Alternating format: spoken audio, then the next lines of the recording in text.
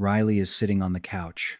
It's Saturday afternoon. There's nothing urgent that needs doing. The laundry is done. The emails are answered.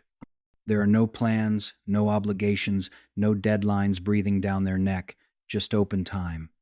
And Riley can't settle into it. They pick up their phone, scroll for 30 seconds, put it down. Pick up a book, read half a page, set it aside. Consider starting a show, but don't press play. The restlessness isn't boredom exactly. It's something underneath that. A quiet hum of unease. A feeling that sitting here, doing nothing, is somehow wrong. Not wrong in any way they could explain to someone else. Just wrong in the way that makes their chest feel tight, like they're forgetting something important. Like they're letting someone down, even though no one is watching. This is the part that doesn't make sense to people who don't feel it, because rest should feel good. It should feel like relief. But for Riley, and for a lot of people like them, rest doesn't feel like relief. It feels like evidence. Evidence that they're not trying hard enough, that they're wasting time, that they're the kind of person who lets things slip. You remember Riley. They're the person who starts strong on Mondays, who feels that surge of motivation when the week is fresh and anything feels possible, who genuinely wants to be better, more disciplined, more consistent. And they are those things most of the time. Riley gets things done, Riley shows up, Riley doesn't complain or make excuses. But here's what doesn't get talked about. The same drive that makes Riley start strong every Monday is the same thing that makes them unable to rest on Saturday afternoon without feeling like they're doing something wrong. The guilt doesn't announce itself loudly. It's not a voice that says, "You're lazy." It's quieter than that. It's the sense that rest is something you earn, and you earn it by being completely, utterly exhausted first. You earn it by doing enough that your body physically can't continue. Only then is it okay to stop. Only then is it justified. And even then, there's a timer running. Because rest isn't infinite. It's provisional. It's a brief allowance before you need to get back to proving yourself again. This pattern doesn't come from nowhere. It comes from years of learning what gets rewarded, and what gets rewarded, quietly and consistently, is never stopping. The person who stays late gets noticed. The person who says yes to everything is called reliable. The person who powers through without complaining is called strong. And the person who says they need a break, well, no one says anything mean. But there's a pause, a slight shift in how they're seen. Riley learned this early. Not because anyone sat themeter down and explained it, but because they watched. They saw who got praised and who got overlooked. They figured out that rest was fine in theory, but in practice, it made you vulnerable. It made you the person who couldn't handle it, the person who needed accommodations, the person who wasn't as committed, so they stopped resting in any real way. Oh, they'd take breaks. They'd sit down, scroll their phone, watch something. But it was never true rest. Because true rest requires letting go. It requires believing, even for an hour, that you don't need to be doing something productive to justify your existence. And that belief, that's the part Riley can't access. Because somewhere along the way, productivity became the same thing as worth. Not in a dramatic, philosophical way. Just in the quiet, constant way it shows up every day. If Riley is doing something, they're valuable. If they're being useful, they matter. And if they're resting, then what are they?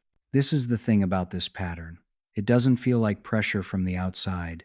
It feels like responsibility. It feels like integrity. Like, of course you should be doing something. Of course you shouldn't just sit around. That's not being hard on yourself. That's just being a decent person who contributes. But here's what makes it a pattern instead of just a personality trait. It's not actually about the work, because Riley can finish everything on their list and still feel the guilt. They can have a genuinely free afternoon with nothing pending, and the discomfort is still there, which means it's not about what needs to be done. It's about what resting means. For some people, rest means recovery, a necessary reset, a thing you do so you can keep going. For Riley, rest means stopping, and stopping feels dangerous.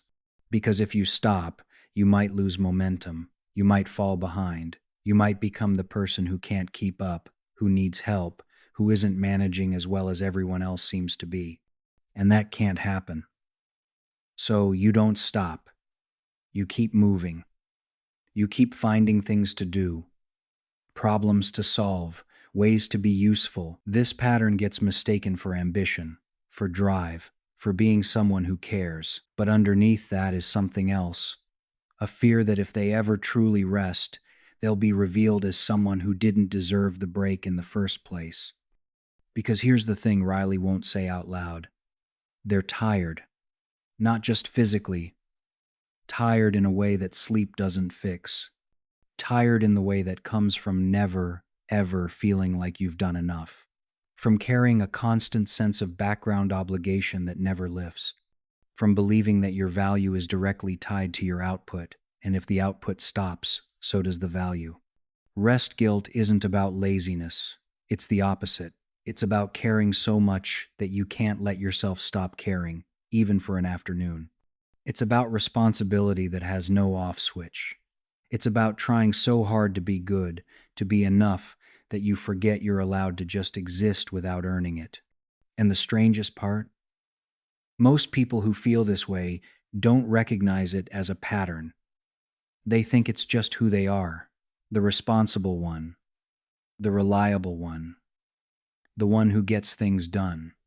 They don't see the guilt because it's been there so long it feels normal. It's only when they try to rest and feel that tightness in their chest, that quiet panic, that they realize something else is happening. Riley isn't broken. Riley isn't doing anything wrong. Riley learned to survive in a world that values doing over being, and the pattern worked. It kept them safe. It kept them valued. It kept them from being the person who couldn't handle things. But it also means that rest, real rest, feels forbidden. Not because anyone explicitly forbids it, but because it goes against every survival strategy Riley has ever developed. Starting is easy, but sometimes the hardest part is allowing yourself to rest without guilt. To sit on the couch on a Saturday afternoon and not feel like you're failing. To believe that your worth isn't measured by your productivity. To trust that stopping doesn't mean giving up. Riley is still sitting there. The afternoon is fading into evening. The unease hasn't entirely left, but it's quieter now, just because sometimes being seen is enough. Sometimes knowing that the pattern exists is the first step toward untangling it. And sometimes rest doesn't have to feel good to be necessary.